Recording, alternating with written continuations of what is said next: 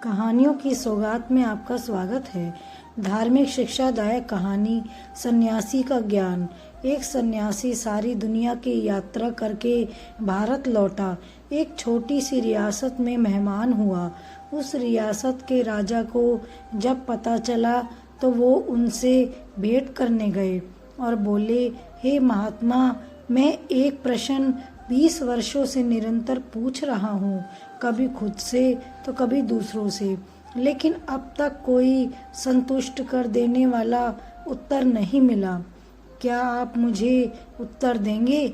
महात्मा ने कहा, निश्चित रूप से दूंगा। राजन, आप पूछिए तो सही, क्या पूछना है? आज आप खाली हाथ नहीं लौटेंगे। इस पर राजा ने कहा, मैं ईश्वर से मिलना चाहता हूँ, और हाँ, अब आप भी मुझे बाकियों की तरह ईश्वर को समझने का प्रयास मत करना। मैं बस अब सीधा ईश्वर से मिलना चाहता हूँ। सन्यासी ने कहा, अभी मिलना चाहते हो या थोड़ी देर ठहर कर? माफ करिए महात्मन, शायद आप भूल कर रहे हैं। मैं परम पिता परमात्मा से मिलवाने की बात कर रहा हूँ, ना कि किसी ईश्वर नाम के व्यक्ति विशेष से। सन्यासी मुस्कुराए और बोले, महानुभव, भूलने की तो कोई गुंजाइश ही नहीं है। मैं तो 24 घंटे ईश्वर से मिलाने का ही काम करता हूँ। अभी मिलोगे या थोड़ी देर ठहर कर? सीधे जवाब दो। राजन कुछ क्षण टकटकी लगाए कृतज्ञता भरे भावों से सन्यासी की ओर देखता रहा। फिर हिम्मत करके बोला कि मैं अभी मिलना चाहता हूँ, आप मुझे बस अभी मिलवा दीजिए। मैं आपका ये आभार जिंदगी भर नहीं भूलूंगा। सन्यासी ने कहा, एक छोटे से कागज पर अपना नाम और पता। राजा ने कागज पर लिख दिया। अपना नाम, पता, उम्र, परिचय, उपाधियां, सब कुछ लिख दिया।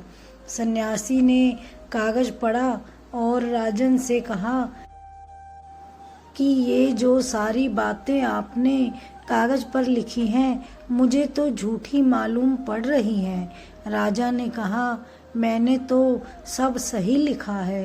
तब सन्यासी ने राजा से कहा, अगर तुम्हारा नाम बदल दिया तो क्या तुम बदल जाओगे? राजा ने कहा, नहीं, नाम के बदलने से भला मैं कैसे बदल सकता हूँ? मैं तो वही रहूँगा। इस पर सन्यासी ने कहा कि ये बात तो तय हो गई कि ये नाम तो तुम्हारा परिचय नहीं है। अब दूसरी बात, आज तो तुम राजा हो, कल को अगर भिखारी हो जाओगे तो क्या तुम बदल जाओगे? इस पर राजन ने कहा, नहीं महात्मन, मैं फिर भी वही रहूँगा जो हूँ। इस पर सन्यासी ने कहा, ठीक है, अब यह बात भी तय हो गई कि आपका राज्य एवं उपाधियां भी आपका परिचय नहीं है। अब राजन, रही तीसरी बात, आपकी उम्र क्या है? राजा ने कहा, 40 वर्ष। इस पर सन्यासी ने कहा, तो क्या 50 वर्ष के होने पर तुम कोई दूसरे इंसान में बदल जाओगे? और अगर 20 वर्ष के थे तब क्या तुम कोई अन्य व्यक्ति थे?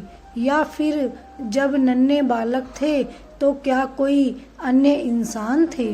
राजन ने कहा, नहीं, बचपन से शरीर बदला, उम्र बदली, वस्त्र बदले, उपाधियां बदली, लेकिन मैं तो वही हूँ जो बचपन में था, जो मेरे भीतर था। इस पर सन्यासी ने कहा, फिर तो राजन, ये उम्र भी तुम्हारा परिचय नहीं है और ना ही ये शरीर। फिर तुम हो कौन राजन? जो तुम हो उसे लिख दो, तभी तो मैं तुम्हें पहुंचाऊंगा भगवान के पास, वरना भगवान मुझे कहेंगे कि तुम झूठे हो, जो झूठे लोगों का पता लेकर आ रहे हो। राजा को कुछ समझ नहीं आ रहा था कि क्या बोले। राजा कुछ देर मौन खड़ा रहा। कुछ देर बाद राजा बोला, हे महात्मन, ये तो बहुत बड़ी कठिनाई की बात है। मैं तो इन्हीं सब बातों को ही अपना परिचय मानता हूँ। इस पे सन्यासी ने कहा कि हाँ राजन, ये तो कठिनाई की बात है जिसका मैं परिचय ना दे सकूं, बता ना सकूं कि कौन मिलना चाहता है तो भगवान भी कहेंगे कि मुझे आखिर किससे मिलाने ले जा रहे हो। जाओ राजन, पहले उसे खोज लो जो तुम हो, तुम्हारा असली परिचय, तुम्हारा वजूद, तुम्हारा होना। आखिर तुम धरती पर हो तो किस मकसद से हो। और ये बात कहे देता हूँ राजन, जिस दिन तुम ये जान लोगे कि तुम कौन हो, उस दिन तुम भगवान को खोजने नहीं आओगे, क्योंकि भगवान को खोजना ही तो ये जानना है कि परमेश्वर क्या है। हमारी आत्मा ही भगवान का दूसरा रूप है। मैं अपनी इबादत खुद ही कर लूं, क्या बुरा है। किसी फकीर ने कहा है कि हर इंसान में रब बसता है। सीख। इस धार्मिक शिक्षादायक कहानी से हमें ये सीखने को मिलता है कि ईश्वर हर इंसान में है, हर स्थान पर है। आप कहीं भी रहो, जो बात दिल से ईश्वर को कहोगे तो वो आवाज उन तक जरूर पहुंचेगी।